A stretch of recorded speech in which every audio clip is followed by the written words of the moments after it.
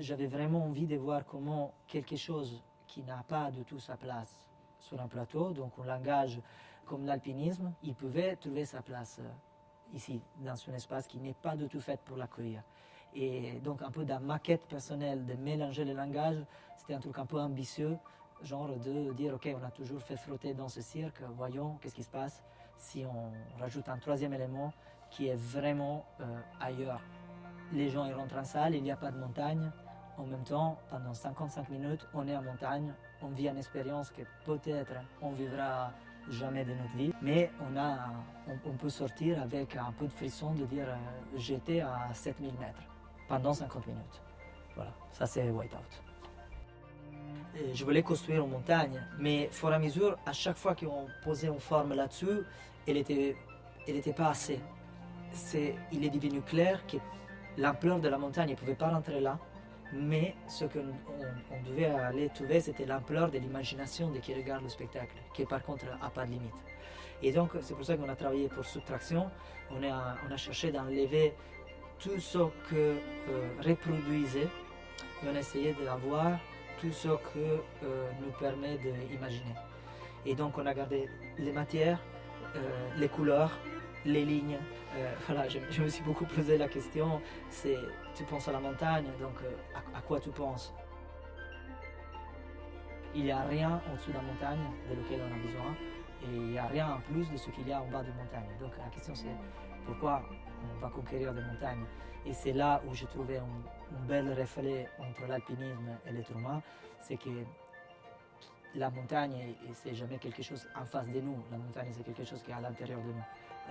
On escalade des montagnes tous les jours de nos vies, même si on ne fait pas de l'alpinisme. Chaque homme, il peut se revoir dans son montée alpinistique.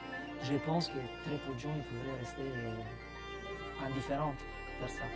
C'est cette conquête qu'on ne peut pas s'empêcher de mener, même s'il n'y a aucun vrai objectif concret qu'on peut produire avec ça. Et c'est pour ça que ça s'appelle la conquête de l'inutile, dans le sens que ce qu'on appelle inutile, c'est en fait essentiel. La danse il nous donne une base sur laquelle on va construire toutes les possibilités pour que notre capacité en tant que circassien puisse apparaître dans une forme organique et pas comme des exploits physiques dédiés à surprendre, mais qui s'intègrent totalement à l'intérieur d'un discours chorégraphique. L'alpinisme, c'est quelque chose où on ne peut pas agir sur le rythme. Et c'est pour ça que c'est une discipline presque où le rythme n'existe pas.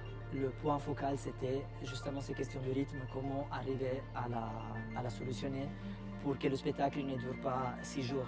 Et donc, ce que je veux dire, c'est que oui, il y a différents langages, il y a le cirque, il y a la danse, il y a l'alpinisme, il y a un côté théâtral très fort et cinématographique aussi. Il y a vraiment une histoire qui se déroule. Et pour revenir à ce que je disais avant, ça c'était une des réponses à donner du rythme à quelque chose qu'il n'a pas.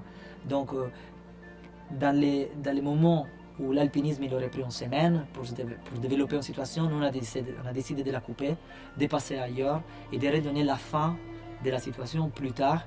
Là je fais un peu spoiler. Bon, voilà. Par rapport à l'envie de travailler la grimpe sur scène, on a réussi à construire toute une séquence aérienne où il n'y a pas de cirque aérien, où il y a des techniques d'alpinisme qui travaillent essentiellement sur le vide. Donc qu'est-ce qu'on grimpe? C'est les gens qui l'imaginent. Et ça c'est une des parties du spectacle à laquelle je suis plus content, parce que c'est vraiment là où on voit la montagne et il n'est absolument pas présent par contre.